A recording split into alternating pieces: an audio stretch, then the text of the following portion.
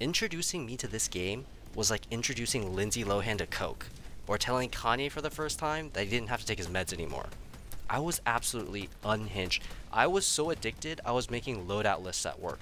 When my manager was talking to me, I was wondering what ship upgrade I should buy next. I've been consistently playing this game since its launch last February, and at its best, Helldivers 2 is a cinematic multiplayer with fluid combat and amazing graphics. But at its worst, the game is repetitive. It leans heavily on copy paste mission objectives and reused in game mechanics, and it floods players with weapons and stratagems that sort of do the same thing. Now that it's been a little over a year since release, and I've had a couple hundred hours of gameplay, I thought I'd go over what's great and what's not so great, and how this game can be even better. At its core, the current gameplay loop can be summarized into 5 steps.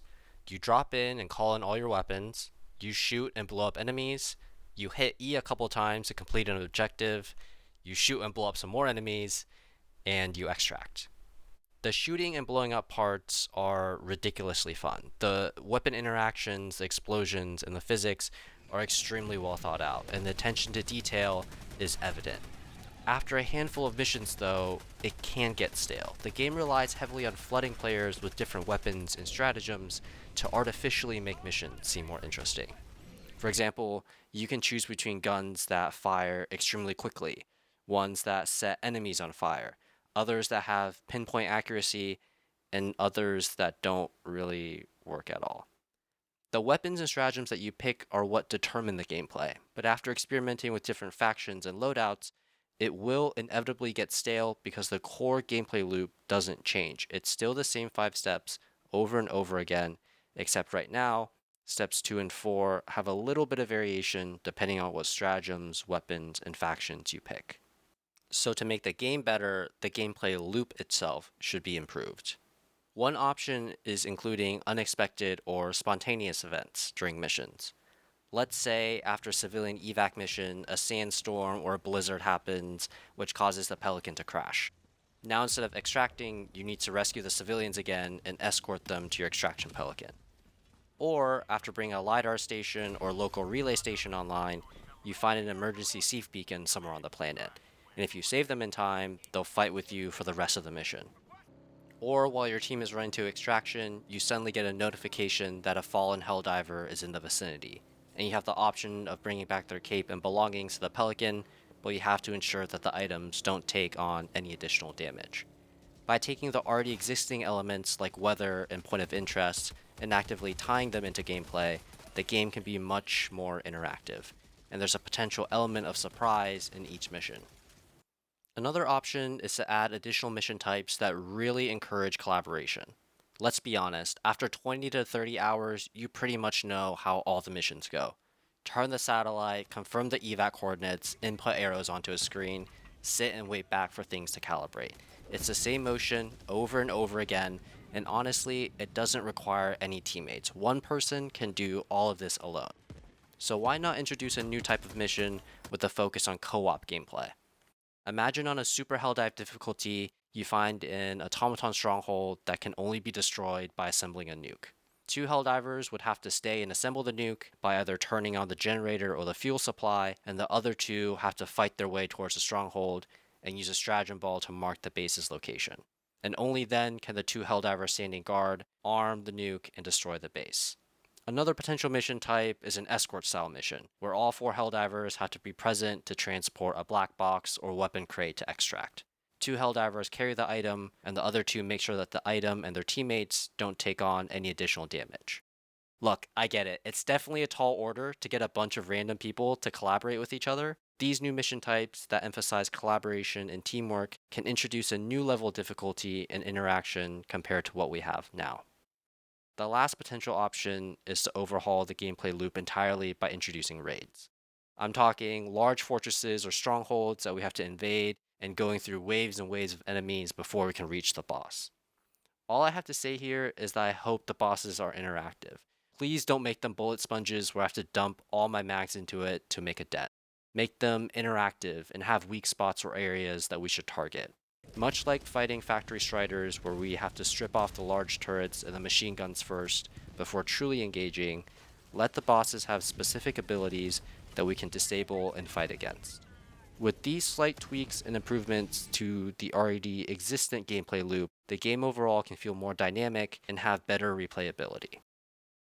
One of the strengths of Helldivers 2 is the ability to choose your playstyle. There's so many guns and stratagems that you can play any way you want. With the new updates nearly every month, there will always be something new to try out. And looking back, there has been a long list of consistent updates that I've honestly taken for granted. But the downside of pushing out large amounts of weapon based content on a monthly basis is that eventually the gun or armor will flop. This isn't to rag on the dev team, it's hard coming up with new guns. Realistically, there are only so many iterations of weapons you can make before a new gun is either utterly unusable or indistinguishable from what had already been released earlier. You can only tweak fire rate and magazine size and armor pen by so much. This is where customization can come into play, either through color modifications or weapon attachments. For color mods, let me use the samples I've collected to make weapon or armor paints. For players with a couple hundred hours, we've been sitting on these samples for who knows how long. Let us put them to good use. Granted, green, orange, and purple don't make perfect colors on their own, but if we were able to break down the samples into their primary colors, we could do some pretty cool stuff here, especially if we could mix the colors on our own and choose what components on the gun we want to change around. Another option is weapon upgrades through in-game objects that we have to extract with. For example, updating fortresses to contain a barrel of oil that if I extract with, give me a higher rate of fire on a gun that I choose. Or mega nests have green eggs I can use to coat my gun grip so there's less recoil. We can even use the in-game objects that already exist. For example, after we extract with an automaton head, we can unlock a scope attachment because your Helldiver can use the lens on the robot eyes to make a more powerful scope. Extracting with the mutated egg allows us to upgrade our magazine because the egg sac lets us craft a new mag to hold more bullets. These upgrades would be a nice place to act as a sink for requisition slips as well. And overall, if attachments do get added, they should be purchasable through samples or slips. Gatekeeping good content behind super credits is the quickest way to make a great PvE game turn into a shitty EA game. Weapon attachments should also interact with the environment.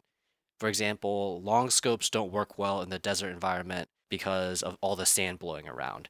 Bigger magazines have a higher chance of sticking or jamming in the cold, and stocks that reduce recoil don't work well in wet or swampy environments. Let's be honest, in a PvE game, everyone's going to take the bigger scope, bigger mag, faster fire rates. Having some restrictions is another way to break out of the typical mission mold and makes the game feel less like a slog of expected upgrades and more interactive and customizable.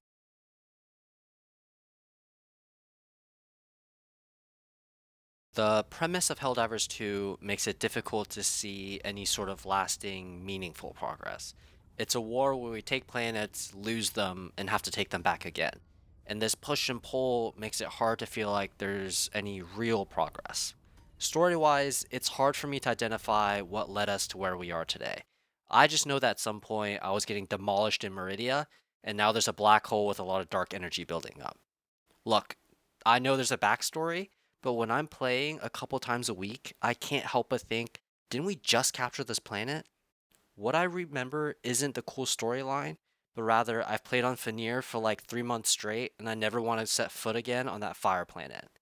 So it'd be cool to have a way where we can show off our character progress instead of relying on the game's storyline progress. And we can start small here. It doesn't have to be anything crazy. For example, a small trophy room here that includes a cape rack with capes that unlock after X amount of bot or bug or squid kills, or capes that we can show off depending on how many missions we've completed, a trophy stand of all the taxidermy bugs and squids we've killed. Just the ability to customize small items so that everyone's ship looks unique and different from the others.